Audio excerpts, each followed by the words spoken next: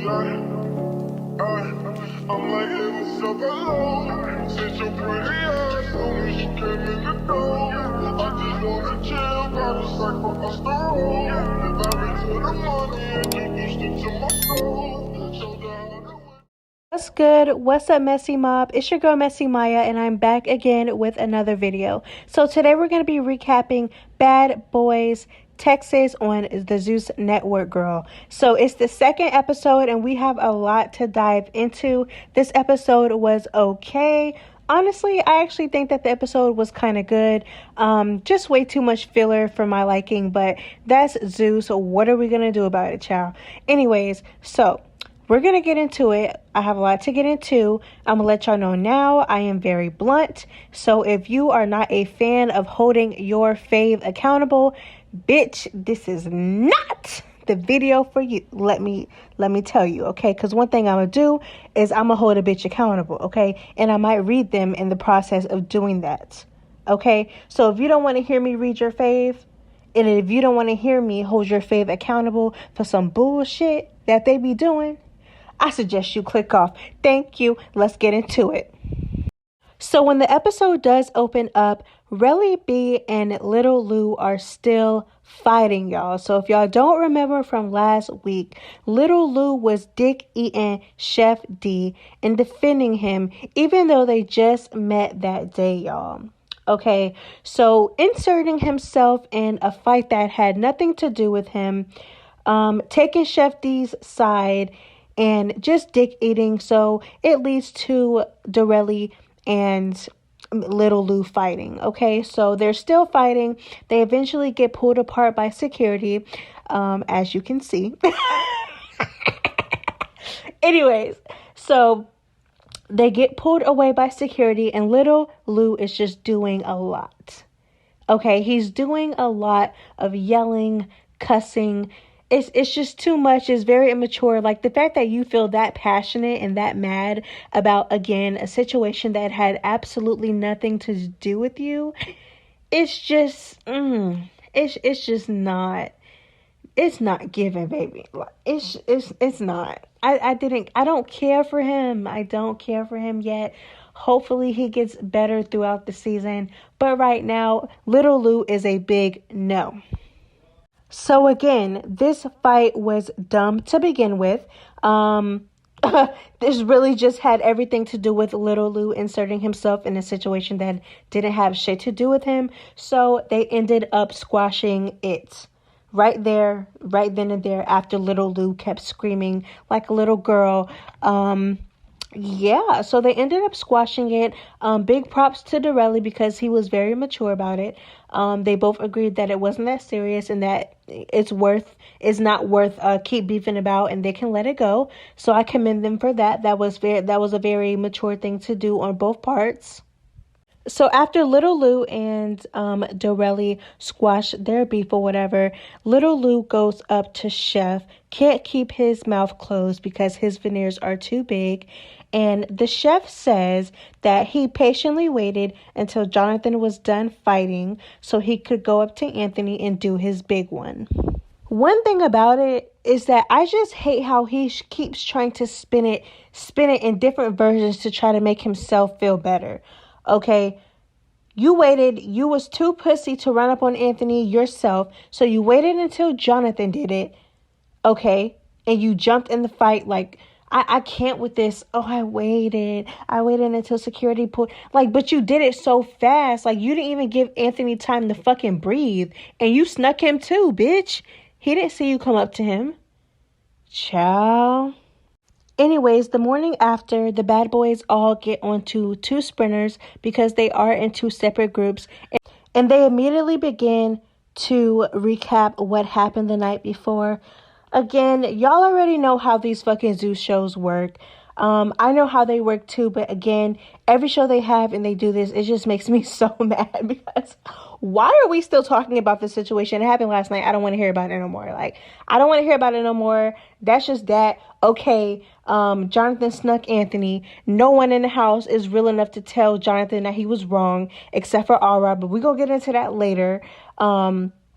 Chef D also snuck him and jumped in the fight, but he doesn't want to take accountability.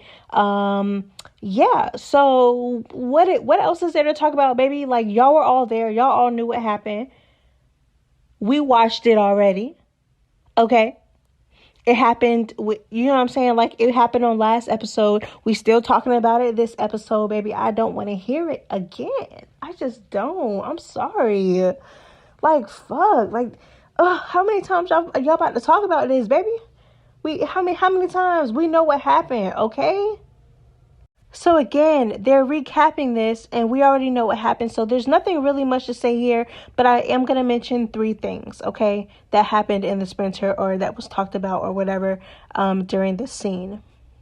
Okay, so the first thing is when Darrell was on his sprinter and he was recapping everything and basically breaking down the events of what happened leading up to the big fight that happened the day before, right? And then, so Darrell's like, I told Chef D that I don't like the way, I just don't like the way that he moved.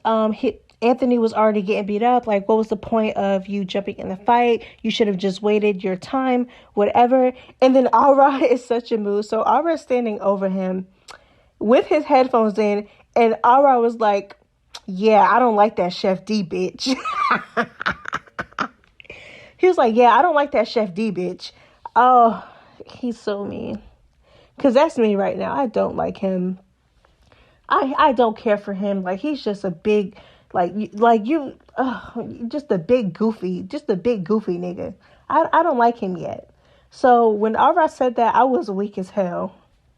Second, in Chef Delulu's confessional, he was like, you know what? I felt a little bad. And then seconds later, he was like, I'm just playing, y'all. I don't feel bad at all. She got what she deserved. Like, you're such a... Oh my God, please. Why? He's such a disappointment. I wanted to like him so bad. I did. He's such a disappointment. A big, goofy, corny, sneak-a-hoe, jump-a-hoe, big veneers, can't close his mouth because of the big veneers.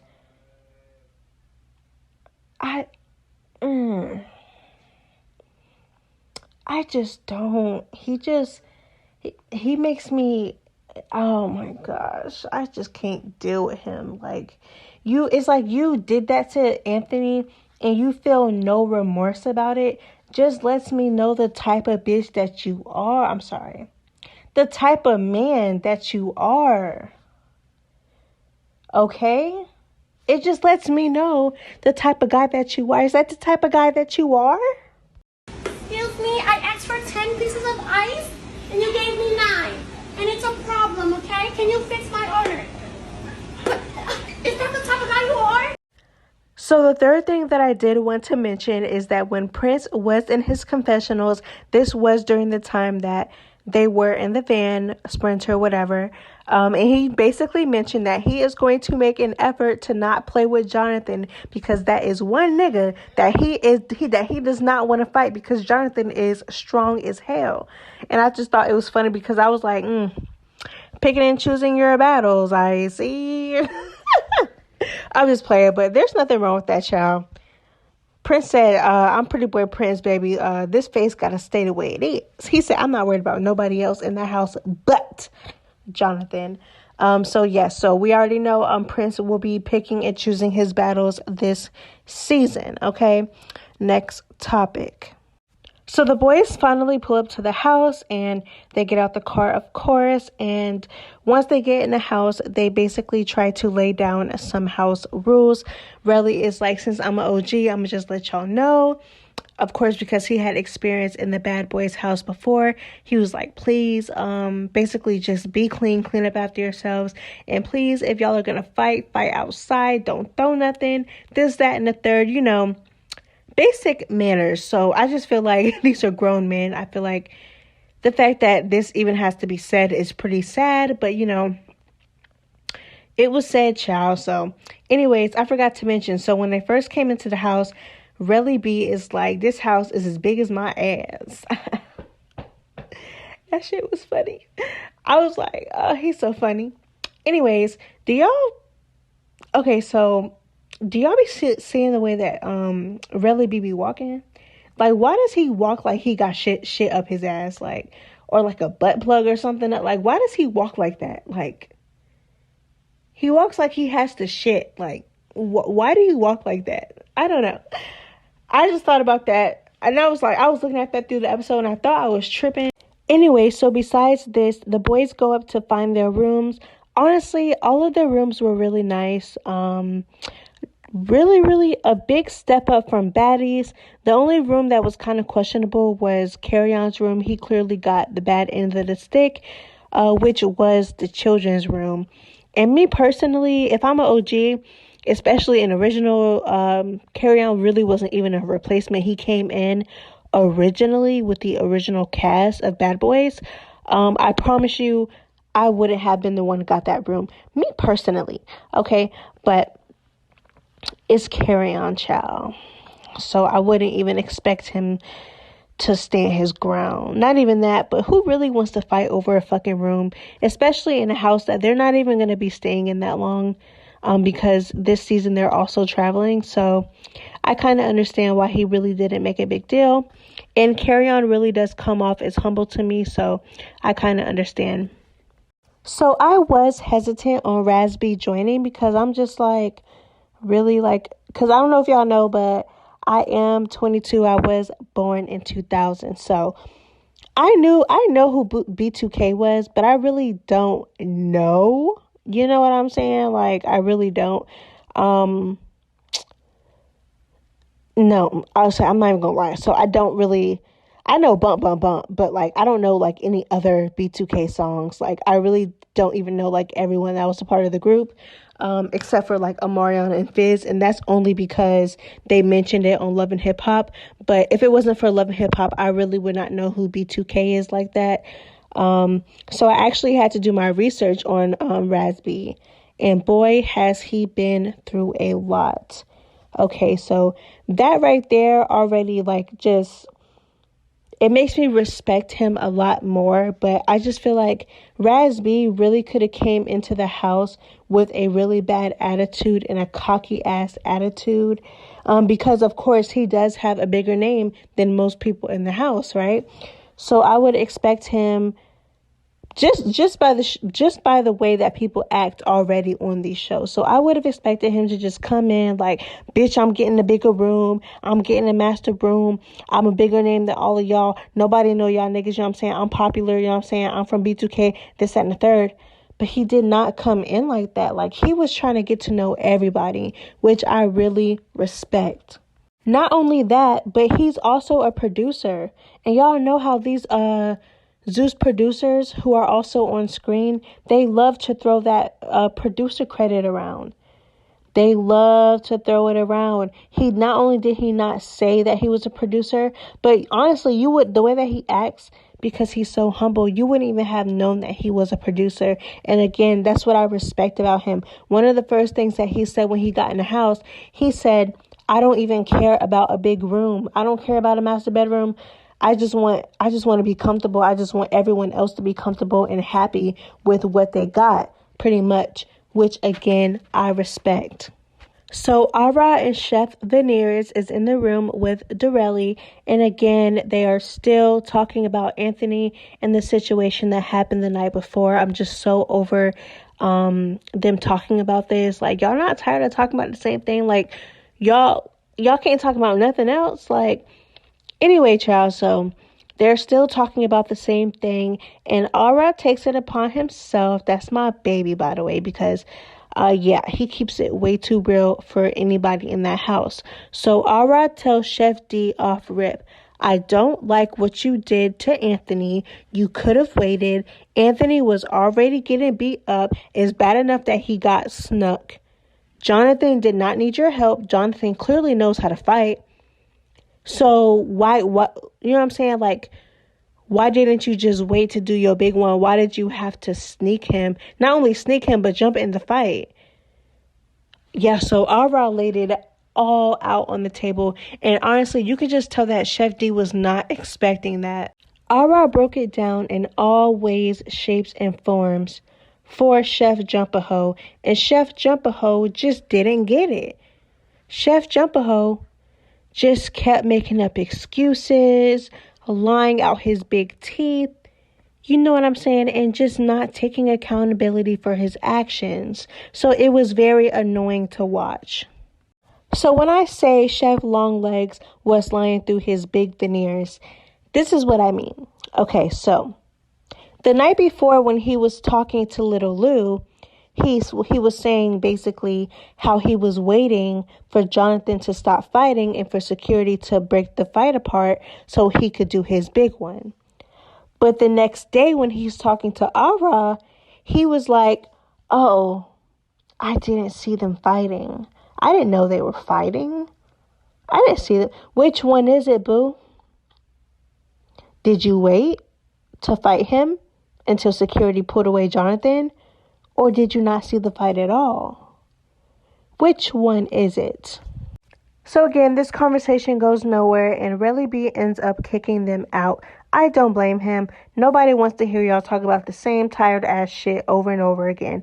Get the fuck out of my room. So Chef Bigfoot and Ara start arguing over another room that is connected to Dorelli's room. Me personally, Ara not only walked in the room first, but he sat on the bed first. And Chef Bigfoot is still saying how that's his room. And I'm like, baby, you really are delulu, aren't you? You are very delusional, baby. He's already on the bed. And Ara is not no punk. So Ara's like, I'm not finna keep going back and forth about it. You know what I'm saying? Like, I'm on the bed. This is my room. There's nothing else to talk about. And Chef D's like, you're really doing too much. You're really doing too much. And got punked out the room. And he walked his big ass about the room and found him a little girl room. To where he pushed the two twin beds together.